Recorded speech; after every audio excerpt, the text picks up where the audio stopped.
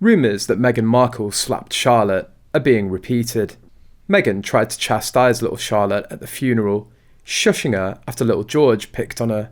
Princess Catherine moved Charlotte closer to her body, and people say Camilla reproached Princess Catherine, but it looks like the Queen Consort was shooting daggers at Meghan Markle.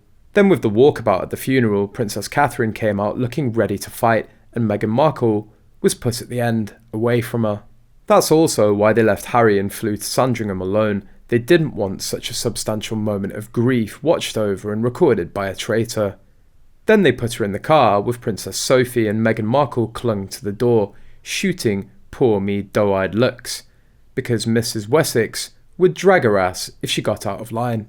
Look at the Royal Rogue body language guy's video on a bullying Charlotte at the wedding.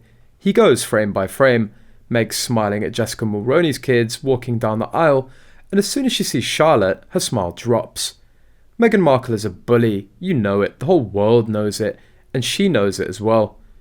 We don't need confirmation from independent reports to tell us that Markle's wrath, her temper, her bitterness, resentment and madness knows no bounds or limits.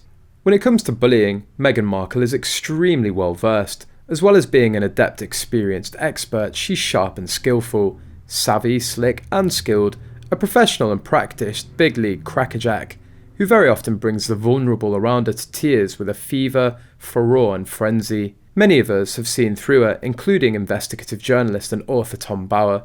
If it isn't reducing royal aides, who incidentally she refers to as servants and slaves, to shedding tears, weeping and wailing, it's picking on a 36-month-old princess, the delightful daughter of a future king.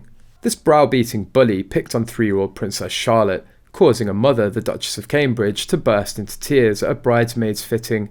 Meghan made a future queen of the United Kingdom cry over the unacceptable length of the bridesmaid's dress that Charlotte was told to wear during a wedding to Prince Harry, which was not in line with royal protocol. Catherine disapproved of the length of the dress because it violated royal protocol, and apparently urged the sister-in-law to allow her daughter to wear tights with the ill-fitting shoes because she was concerned that Charlotte's shoes would lead to blisters and swelling, but to no avail. Observing photographic images as well as video footage of the royal wedding, many people have remarked that Charlotte's flower girl outfit, as well as her shoes, appear to have problems.